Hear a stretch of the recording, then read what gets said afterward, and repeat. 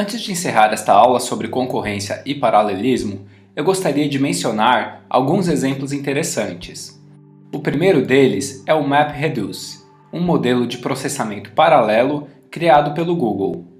Esse modelo foi publicado por dois pesquisadores do Google em 2004, o Jeff Dean e o Sanjay Ghemwat.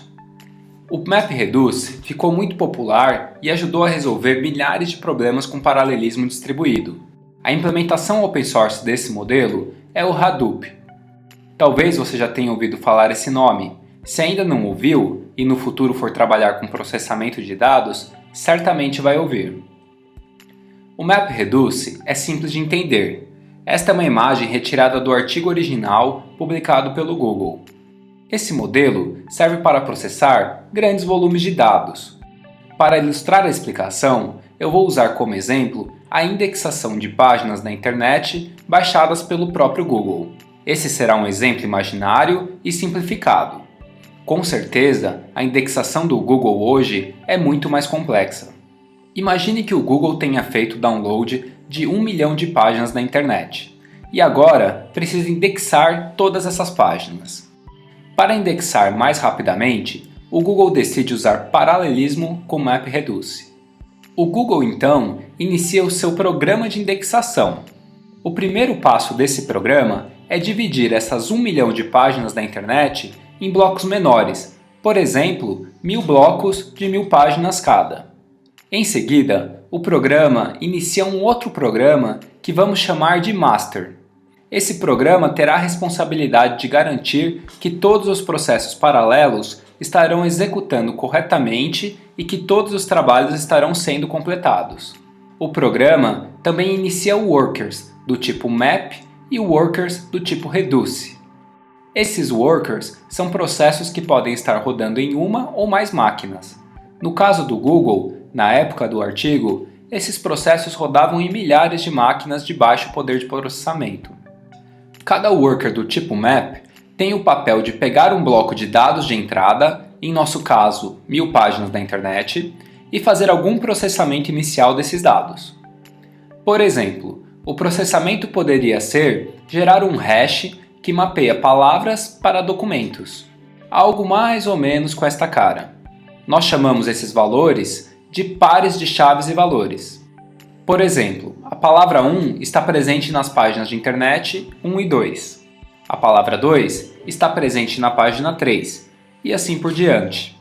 Cada worker do tipo Map, depois de gerar seu conjunto de pares, grava no disco esses pares e pega um novo conjunto para repetir o mesmo trabalho.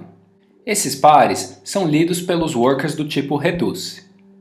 Cada um deles vai pegar um conjunto de pares. Por exemplo, um determinado worker de Reduce pode pegar 100 blocos de pares e criar um único conjunto de pares a partir deles.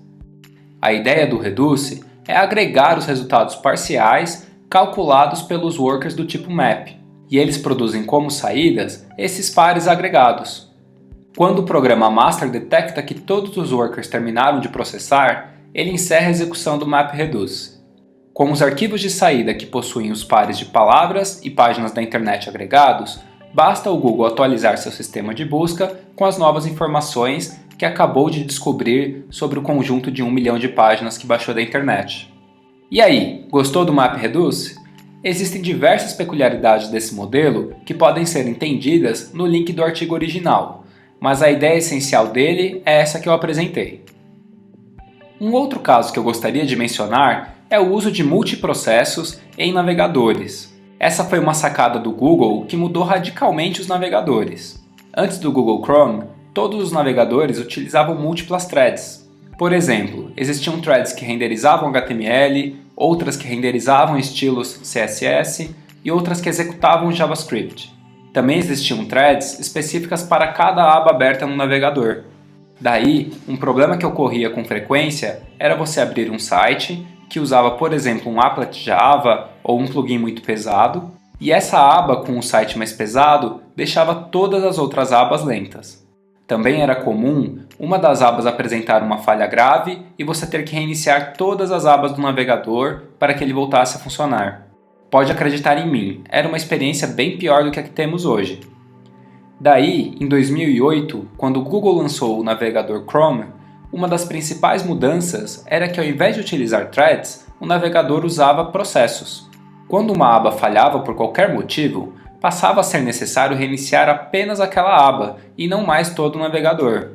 Além disso, como os sistemas operacionais possuem décadas de evoluções em escalonamento de processos, a execução de diversos sites em múltiplas abas passou a ser um pouco mais leve e rápido. Está vendo? Os programadores do Google pensam! E eu quero que você também pense quando estiver resolvendo desafios na vida profissional. O último exemplo que eu quero apresentar é o de GPUs. Você provavelmente conhece bem o que uma CPU faz. Ela é responsável por executar a maioria dos programas que conhecemos. Ela pega dados de entrada, instruções e produz resultados. Simples assim. Mas existe um outro hardware que eu gosto e utilizo muito em processamento de dados, e também no meu tempo vago quando estou jogando jogos. Sim, estou falando dela, da GPU, popularmente conhecida como placa de vídeo. Para quem nunca viu uma GPU, eu tirei uma foto do computador que eu utilizo no trabalho para processar modelos de inteligência artificial. Você sabe onde está a CPU e a GPU? A CPU fica atrás dessa ventoinha aqui. E a GPU está nesta placa de vídeo gigante aqui. Essa GPU da foto possui cerca de 2.000 núcleos de processamento, enquanto a CPU possui apenas 4.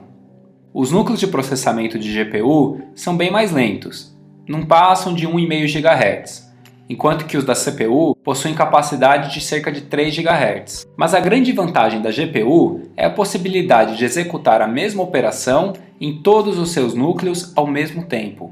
Ou seja, fazer cerca de 2.000 operações em um único passo de execução. Isso é muito útil, por exemplo, quando estamos renderizando jogos, onde muitas operações similares são feitas com matrizes. Para exemplificar como uma GPU executa um programa, eu vou mostrar um exemplo imaginário. Existe uma função chamada sigmoid. Ela recebe como argumento um número e retorna o cálculo de uma expressão com esse número. Se quiséssemos executar essa função com um array de 100 números, usando nossa CPU, poderíamos implementar essa função desta forma. Para cada valor do nosso array, calcularíamos o sigmoid desse valor e colocaríamos ele em um novo array, que é retornado no fim. Se estivéssemos usando uma GPU, nós calcularíamos os sigmoids de uma única vez, passando a função que deve ser calculada e os números que serão usados como entrada. Isso é feito de uma única vez.